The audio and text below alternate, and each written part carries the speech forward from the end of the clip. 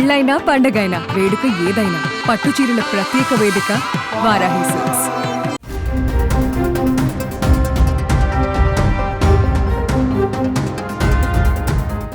బంగారం ప్రియులకు శుభవార్త.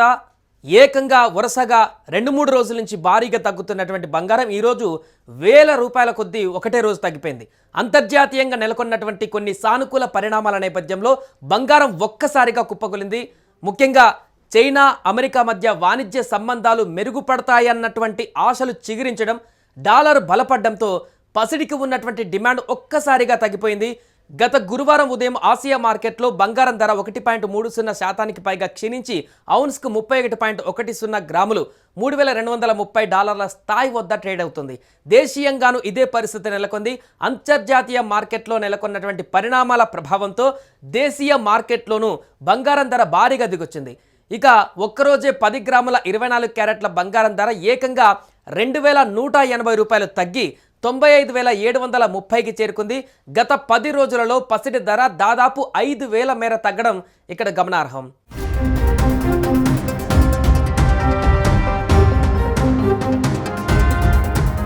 ఇదే సమయంలో దేశీయంగా హైదరాబాద్ నగరంలో కూడా 22 క్యారెట్ల పుత్తడి ధర ఒక్కరోజు $2,000 పడిపోగా ప్రస్తుతం 10 గ్రాములకు $87,750 దిగొచ్చింది. దీనికి ముందటి రోజు $60 తగ్గగా అంతకు ముందు రోజు $400 పెరిగింది. ఇక దానికి ముందు చూస్తే వరుసగా $620, $30, $100, $2,750 ఇలా తగ్గుతూ వచ్చింది. ఈ క్రమంలో 10 రోజుల వ్యవధిలో ఇక్కడ కూడా 5,000కు పైగా బంగారం పడిపోయింది.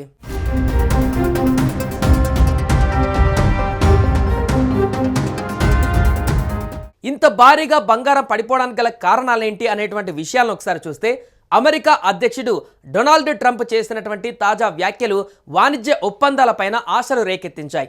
అమెరికా తన షరతులకు అనుగుణంగా చైనాతో ఒక మంచి ఒప్పందాన్ని కుదుర్చుకునే అవకాశం ఉందని ఆయన ఆశాభావం వ్యక్తం చేశారు.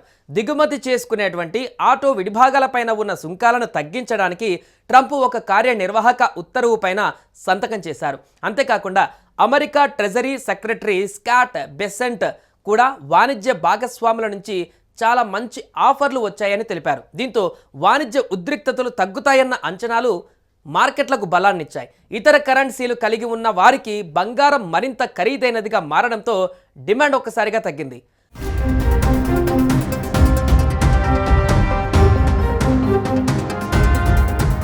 మరోవైపు అమెరికా ఆర్థిక వ్యవస్థ ఊహించిన దానికంటే బలహీనంగా ఉండడంతో ఫెడరల్ రిజర్వ్ రేట్ తగ్గింపునకు వెళ్ళొచ్చన్నటువంటి అంచనాలు బంగారం ధరల పతనానికి కొంతమేర నిలువరించే అవకాశం ఉంది.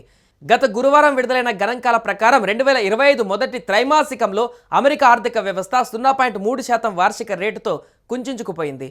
ఇది 0.4% ఉంటుందని అంచనా వేసినా దానికంటే తక్కువగా ఉంది. ఫ్యూచర్స్ కాంట్రాక్టులు జూన్లో ఫెడ్ రేట్ తగ్గింపులను ప్రారంభిస్తుందని అంచనా వేస్తున్నారు.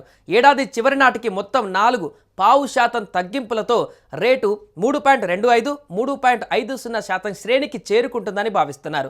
సాధారణంగా ఫెడ్ వడ్డీ రేట్లను తగ్గిస్తే డాలర్ డిమాండ్ తగ్గి బంగారం ధర పెరుగుతుంటుంది. బంగారం అనేది భారతీయులకు కేవలం అలంకరణగా మాత్రమే కాకుండా ఒక పెట్టుబడి సాధనంగాను ముఖ్యమైన పాత్ర పోషిస్తోంది. బంగారాన్ని ఆభరణాల తయారీతో పాటుగా ఈ విలువైన లోహాన్ని సురక్షితమైన పెట్టుబడి ఆస్తిగా పరిగణిస్తారు. అస్థిరమైన సమయాలలో, సంక్షోభ సమయాలలో ఇది మంచి పెట్టుబడి ఎంపికగా భావిస్తారు. బంగారం ద్రవ్యోల్బణం సహా క్షీణిస్తున్న కరెన్సీలకు వ్యతిరేకంగా ఒక రక్షణగా కూడా పరిగణించబడుతుంది. ఇక మున్ముందు అమెరికా ఆర్థిక గణాంకాలు వెలువడుతున్న నేపథ్యంలో బంగారం ధరలు ఎలా ఉండబోతాయో చూడాల్సి ఉంది. అయితే ప్రస్తుతానికైతే అంతర్జాతీయంగా నెలకొన్న సానుకూల సంకేతాలు బంగారం ధరలు తగ్గించేందుకు కారణమవుతున్నాయి.